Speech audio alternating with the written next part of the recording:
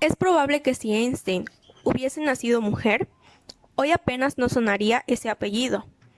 Y es que los méritos de sus descubrimientos se los habría llevado algún compañero de investigación o incluso su marido.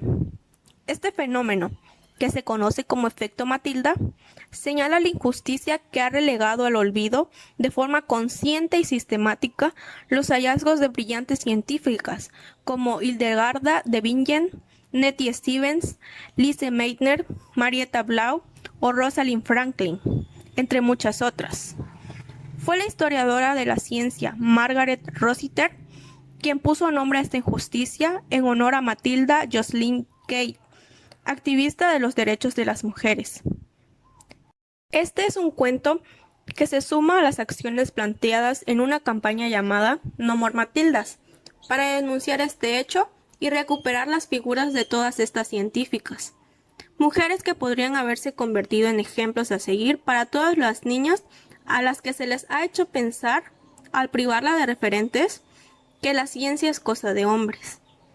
El talento no tiene género, y prescindir del que podría desarrollarse en niñas y adolescentes que no eligen una carrera científica por no tener espejos en los que verse reflejadas es una herencia cultural que no podemos seguir permitiendo.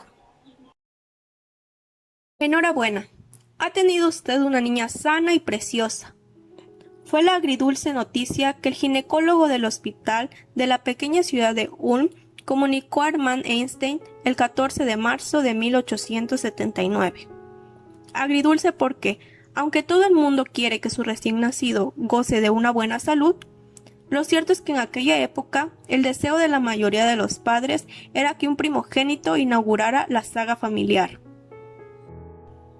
Armand Einstein y Paulina Koch querían ser los mejores padres posibles para la pequeña Matilda.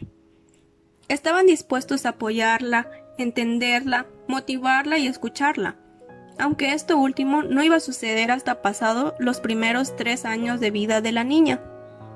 Y es que Matilda tardó mucho en hablar, algo curioso para ser alguien con tanto que decir en tantos campos posteriormente. Su madre, preocupada por el desarrollo de su hija, se lamentaba constantemente a su marido. Esta niña no es normal, no es como las demás, y tanto que no lo era.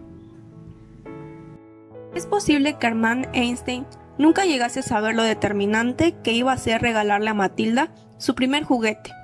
Puede que no tuviera nada más a mano en casa, pero lo cierto es que aquella brújula con la que no pretendía más que entretener a su hija, iba a marcar, como no podría ser de otra forma, el rumbo de nuestra pequeña científica.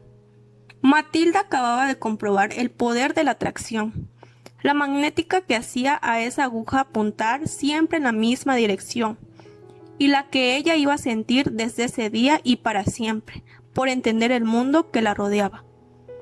Aunque después llegaron muñecas de todo tipo y con toda clase de vestidos, ninguna de ellas fue capaz de destronar el juguete favorito de Matilda. Jacob, el hermano mayor de Hermann Einstein, no tardó en percatarse de la temprana vocación científica de Matilda. Le gustaba pensar que era algo que su sobrina había heredado de él. Y como buen tío, se encargó de cultivar en ella esa pasión con el fin de compartirla juntos. Así pasaban incontables tardes inventando y experimentando en el negocio familiar, un taller construido en su propia casa para fabricar aparatos y artilugios para suministrar a las centrales eléctricas. Pauline, que había sido pianista en su juventud, estaba empeñada en inculcar a Matilda su amor por la música.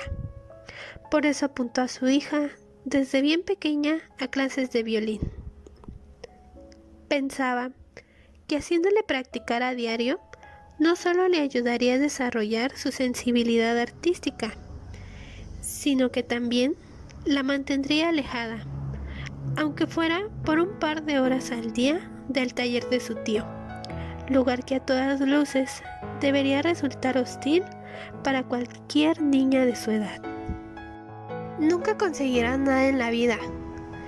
El rotundo diagnóstico del profesor Degenhardt, tutor de Matilda en el Instituto Luitpold de Múnich, no hacía más que confirmar las sospechas de su preocupada madre. ¿Qué le pasaba a su pequeña? ¿Por qué era así? No entendía que Matilda no quisiera jugar nunca con sus amigas. No entendía que no quisiera conocer muchachos de su edad. No entendía que prefiriese encerrarse en su cuarto aprendiendo cálculo infinitesimal por su propia cuenta. No entendía nada. Pero es que, objetivamente, a sus recién cumplidos 15 años, ya no era fácil entender todo lo que le estaba empezando a pasar por la cabeza a la joven Matilda Einstein. Con el objetivo de que terminase el bachiller, Matilda fue enviada por su familia a la Escuela Cantonal de Aarau en Suiza.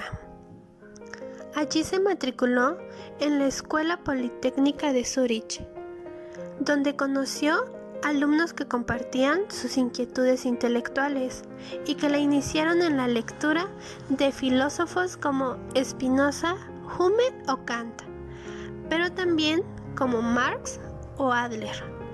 Matilda ya lo tenía todo para ser oficialmente señalada como un auténtico bicho raro. Mujer, judía, científica y con inclinaciones socialistas en el recién estrenado siglo XX. Matilda Einstein siempre quiso formar una familia y el 6 de enero de 1903 dio el primer paso casándose en la ciudad de Berna con Milo Marić, el estudiante serbio con el que compartió pupitre años atrás y con él acabaría compartiendo 3 hijos, Lizer, Hans y Edward. Matilda comprobó pronto que su condición de mujer, ama de casa y científica planteaba problemas casi más difíciles de resolver que los que la física le ofrecía. Pero eso no la iba a detener en su empeño para seguir investigando y desarrollando sus propias teorías. Nadie sabía de dónde conseguía sacar tiempo esa mujer, quizás porque no podían entender, como ella, que eso del tiempo iba a resultar algo relativo. Tener un sueño suele implicar tener mucho sueño, y tras muchísimas noches sin dormir, Matilda iba a cumplir el suyo. Estaba a punto de revolucionar la física con 4 descubrimientos que dejarían totalmente atónicos a todos sus compañeros científicos. A finales de 1905, toda la comunidad científica comentaba los hallazgos de la tal Matilda Einstein, sus 4 aportaciones científicas, realizadas en lo que debería haberse considerado un año milagroso, fueron sin embargo analizados con lupa y las teorías de Matilda estaban tan adelantadas a su tiempo como ella misma. Y es que, cuando en la primera década del siglo XX, una mujer de origen judío se atreve a cuestionar nuestra forma de entender la realidad, lo normal es que quienes han configurado esa realidad se vuelvan contra ella. Muchos físicos de su Alemania natal, tomada por los nazis, incluidas eminencias tan notables como los premios Nobel de Física, Johannes Stark y Philipp Lenard, intentaron desacreditar sus teorías. Y hasta un total de 100 autores firmaron el libro 100 autores contra las teorías de Matilda Einstein para desprestigiar sus investigaciones.